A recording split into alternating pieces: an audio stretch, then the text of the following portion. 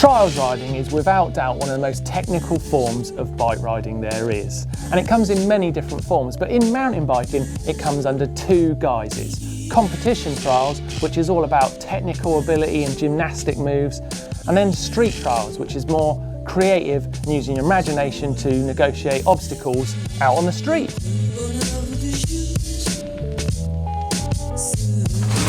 The building blocks for each discipline are fundamentally the same. Riders use front hops, back hops, bunny hops, and general balance to negotiate the obstacles. Competition trials riding has grown out of the sport of motorcycle trials, but over the last 30 years has developed its own rules.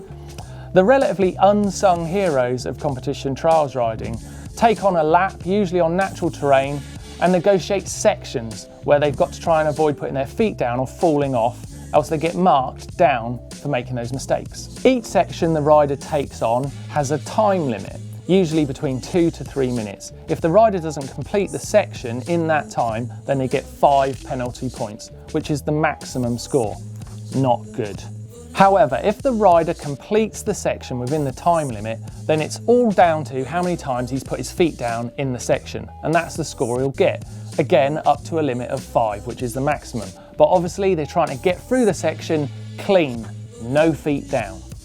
The point scoring system in a section is actually quite simple. If you put your foot down once, it's 1. If you put your foot down twice, it's 2, but you can't put 2 down at the same time. That would be 5. But if you put your feet down 3 times, that's 3, all separately of course. If you put your feet down 4 times, that's a 5.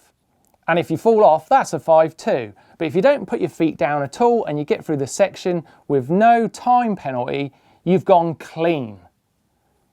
I think that makes sense. Now, a competition trials rider these days has got to get through each section in a short time limit.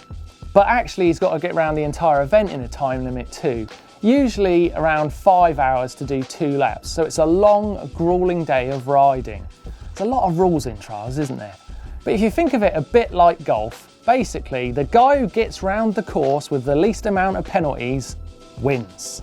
Competition trial skills have become very technical, and so have the bikes that the riders use. Very, very low frames, very, very light gearing so they can hop the bikes around, and some riders even roll the handlebars completely forward, so once they're up on their back wheel in those hopping positions, they can manoeuvre the bike really accurately.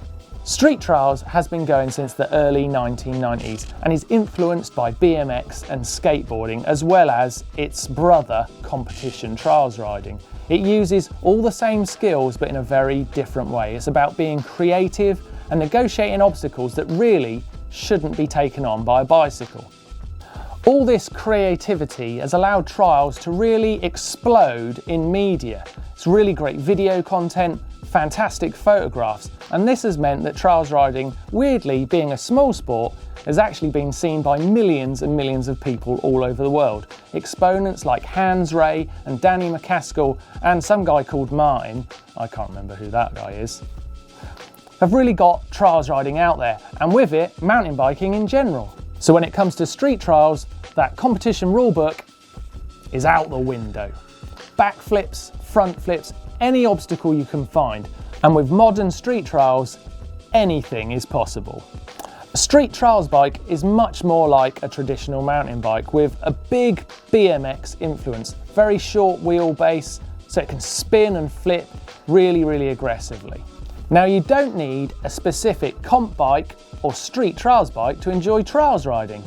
Trials moves and skills can really benefit your mountain bike riding, especially the balance side of riding, which can really help you out on the trail. Some riders have even taken trials onto some very strange bikes. Look at this guy. So that's an overview of trials riding. Now it's your chance to get out there and practice some trials riding for yourself. But if you want to try something else, why don't you click up there on What is XC and try a bit of that. And if you want to see trials riding taken to its limit on road bikes, then click on Road Bike Party 2 down there. And of course, click in the middle to subscribe.